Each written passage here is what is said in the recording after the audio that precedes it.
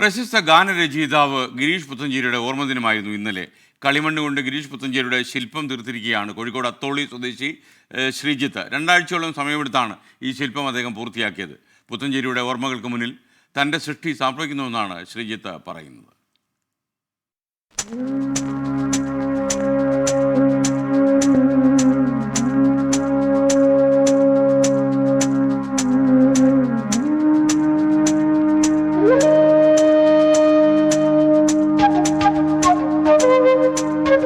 ഞാൻ ഗിരീഷ് പുത്തഞ്ചേരിയുടെ ഒരു നാട്ടുകാരനാണ്. അദ്ദേഹത്തിൻ്റെ സംഗീതങ്ങളും ഗാനങ്ങളും ഒക്കെ എൻ്റെ മനസ്സിനെ വളരെയേറെ സ്വാധീനം ചെലുത്തിയിട്ടുണ്ട്. ഒരുപാട് കാലത്തൊരാഗ്രഹമായിരുന്നു അദ്ദേഹത്തിൻ്റെ ഒരു ശില്പം നിർമ്മിക്കുക എന്നുള്ളത്.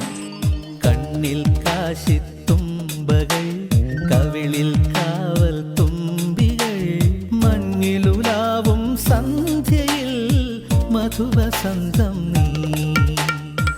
ഗിരീഷ് ഏട്ടൻ്റെ പ്രതിമ നിർമ്മിക്കുന്നതിൽ ഒരുപാട് പ്രതിസന്ധികൾ നേരിട്ടിട്ടുണ്ട്.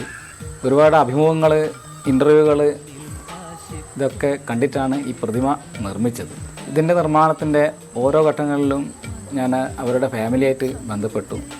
ഫൈനലായ സമയത്തും ഞാൻ അവരുടെ വീട്ടിൽ പോയിട്ട് അവരെ കാണിച്ചു. അവർ പറഞ്ഞു തന്ന ചെറിയ ചെറിയ മാറ്റങ്ങൾ വരുത്തി അതിന് ശേഷമാണ് ഞാൻ ഈ ഇദ്ദേഹത്തിൻ്റെ ചരമവാർഷികത്തോടനുബന്ധിച്ച് ഈ പ്രതിമ സമർപ്പിക്കുന്നത്.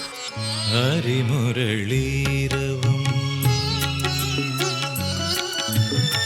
ഹരിത വൃന്ദാവനം പ്രണയസുധാമയമോ.